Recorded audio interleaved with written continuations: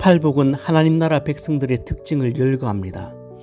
때문에 세상 사람들은 왜 이런 걸 복이라고 하지 이해를 못합니다. 심지어 신자들 중에서도 글쎄 이걸 복이라고 할 수 있나 고개를 갸우뚱하시는 분들도 계십니다. 그렇습니다. 팔복은 복에 대한 가치관의 전쟁터입니다. 그래서 우리를 많이 부대끼게 만듭니다. 팔복의 5번째는 긍휼히 여기는 자의 복입니다. 그렇다면 긍휼이 무엇일까요? 매끄럽게 정의하기가 쉽지 않은데 대체로 죄의 결과로 인하여 어려움을 당하는 사람을 불쌍히 여기는 마음, 공감하는 마음, 그들을 동정하는 마음, 그래서 도와주는 행동이라고 말할 수 있을 것 같습니다. 하지만 성경에 나오는 긍휼이라는 단어는 이 정도 설명으로는 그 깊이를 다 우려낼 수 없습니다. 그런데 예수께서 긍휼히 여기는 자가 복되다 말씀하셨을 때 과연 거기 모였던 청중들이 얼마나 이 말씀을 알아들었을지 모르겠습니다. 왜냐하면 그 사회가 긍휼과는 담쌓고 살아가던 사회였기 때문입니다. 당시 로마 사회가 얼마나 잔인하고 비정했는지는 굳이 설명할 필요가 없을 것 같습니다. 아버지가 태어난 아기를 살리고 싶으면 엄지손가락을 올렸고 아기가 마음에 들지 않으면 엄지손가락을 아래로 내렸습니다. 그러면 아기를 물에 던져 죽입니다. 원하지 않는 딸이 태어나면 문 밖에 버리거나 내다 팔기도 했습니다. 그것을 조금의 양심의 거리낌 없이 행했습니다. 심지어는 원하면 아내까지도 죽일 수 있었습니다. 바로 그 가부장권을 파트리아 포테스타스라고 불렀습니다. 이것만 봐도 로마가 얼마나 잔인하고 비정한 공동체였는지, 얼마나 매정하고 차가운 사회였는지 짐작하실 수 있을 겁니다. 그래서 로마의 철학자는 긍휼을 영혼의 병, 연약함의 표시라고 말했습니다. 대신 로마인들은 정의와 용기, 또 힘을 숭배했죠. 그렇다면 유대인들은 나았을까요? 아니요. 그나물의 그 밥이었습니다. 죄인은 악한 것을 본대로 하는 특징이 있습니다. 잔인하기로는 유대인들도 만만치 않았습니다. 그들은 세련되게 잔인했고 종교적으로 매정했습니다. 율법을 방패 삼아 형제를 불쌍히 여기지 않았습니다. 안식일날 사람이 죽어가는 것을 보면서도 안식일에 일하면 안 된다는 율법 조항을 들어서 본체 만체 무정했습니다. 매사가 그런 식이었습니다. 로마나 유대나 도진 개진인 사회였습니다. 이런 사회적인 배경에서 주님이 외칩니다. 긍휼히 여기는 자는 복이 있나니. 여러분 어떻게 들리십니까?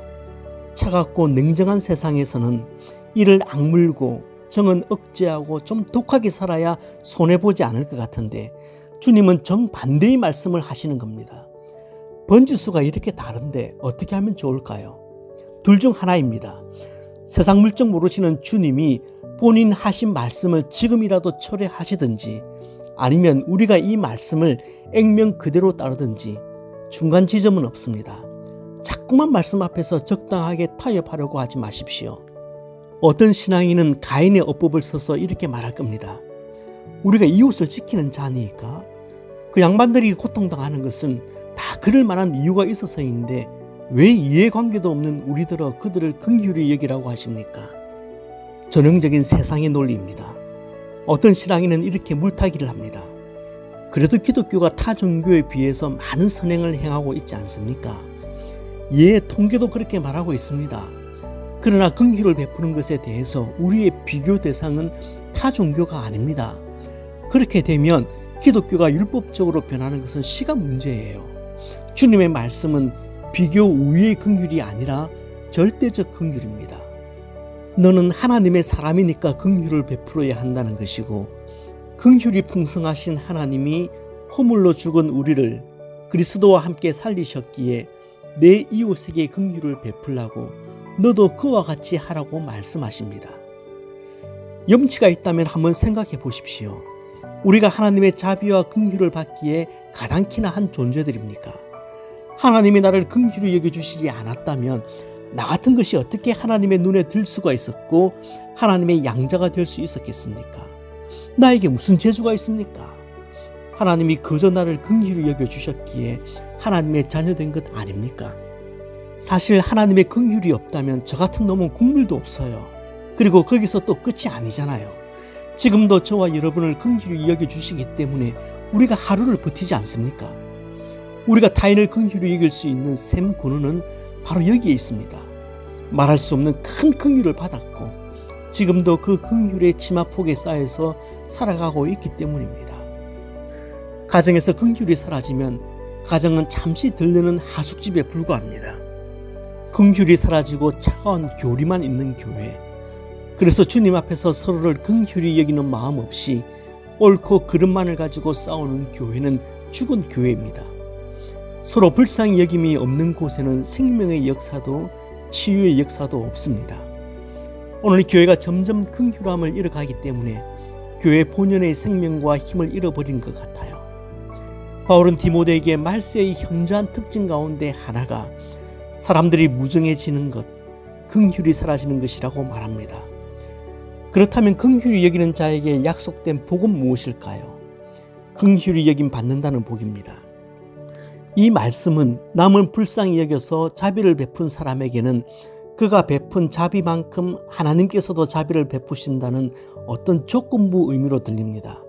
분명한 것은 우리의 선행은 절대 하나님 은혜의 조건이 될 수 없습니다. 하지만 오늘날 교인들이 범하는 실수는 선행을 은혜의 조건으로 생각하는 것이 아니라 우리의 선행을 지나치게 은혜와 분리시켜 생각한다는 것입니다. 그래서 우리 안에 행함이 사라지는 것입니다.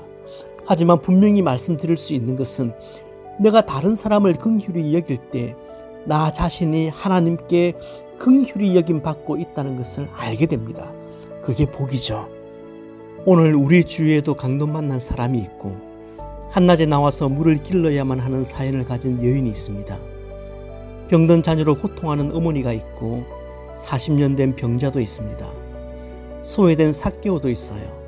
그래서 긍휼의 마음과 행함이 있었던 사마리아 사람이 필요합니다.